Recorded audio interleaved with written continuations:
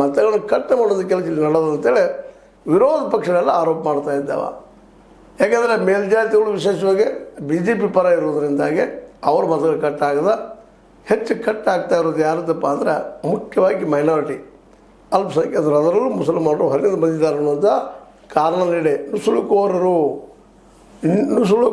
ಅನ್ನೋಂಥ ಆರೋಪ ಮಾಡ್ತಾ ಅವ್ರ ಸಂಖ್ಯೆ ಕಡಿಮೆ ಮಾಡೋದು.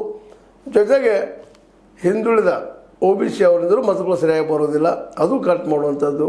ಮತ್ತು ದಲಿತರಿಂದಲೂ ಅಂತ ಹೇಳ್ಕೊಳ್ಳೋಂಥ ಮತಗಳು ಬರೋದಿಲ್ಲ ಅಂತ ಅದನ್ನು ಕಟ್ ಮಾಡೋದು ಕೆಲಸ ಮಾಡ್ತಾ ಇದ್ದಾರೆ ಅಂತ ಇಂಡಿಯಾ ಸಂಘಟನೆ ಆರೋಪ ಮಾಡ್ತಾ ಇದೆ.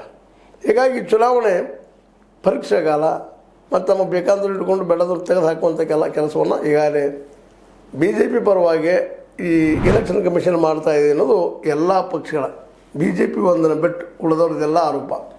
ಮತ್ತು NDAದಲ್ಲಿ ಕೆಲವು ಪಕ್ಷಗಳು ಪರ ಇದೆ, ಕೆಲವೊಂದು ವಿರೋಧ ಇದ್ದು ಅದು ಸತ್ಯದ. ಏನರಲ್ಲಿ ಯಾರು ಪರ ಗೆದ್ದು ಇಲ್ಲಿ ಯಾರು ಗೆಲ್ತಾರೆ ಅನ್ನುವಂಥದ್ದು ಮುಖ್ಯ ಆಗ್ತದೆ. ಆ ನೆಲೆಯಲ್ಲಿ ಒಂದು ವೇಳೆಯಲ್ಲೇ ಇವರೆಲ್ಲ ವಿರೋಧ ಪಕ್ಷಗಳು ಅಂದ್ಕೊಳ್ಳುವಾಗ ವೆಸ್ಟ್ ಬೆಂಗಾಲದಲ್ಲೇ, ಪಶ್ಚಿಮ ಬಂಗಾಳದಲ್ಲೇ, ತಮಿಳುನಾಡಿನಲ್ಲೇ, ಪುದುಚೇರಿ ಮತ್ತು ಕೇರಳಗಳಲ್ಲೇ ಏನಾದರೂ BJP ಹೆಚ್ಚಿನ ಪ್ರಮಾಣದಲ್ಲಿ ಬಂದ ಅದು ಸರ್ಕಾರ ರಚನೆ ಮಾಡಿದರೆ ಖಚಿತವಾಗಿಯೂ ಇವತ್ತು ವಿರೋಧ ಪಕ್ಷ ಆರೋಪ ಮಾಡುವಂಥದ್ದು ಸತ್ಯ ಅನ್ನುವಂಥ ವಾತಾವರಣ ಇವತ್ತು ಏನು SIR ಮೂಲಕ ತಮಗೆ ಬೇಡಂಥ ಮತಗಳನ್ನು ಕಟ್ ಮಾಡಿದ್ದಾರೆ, ಅದಕ್ಕೆ ಇಲ್ಲೆಲ್ಲ ಗೆದ್ದರು ಇವರು ಅನ್ನುವಂಥದ್ದು.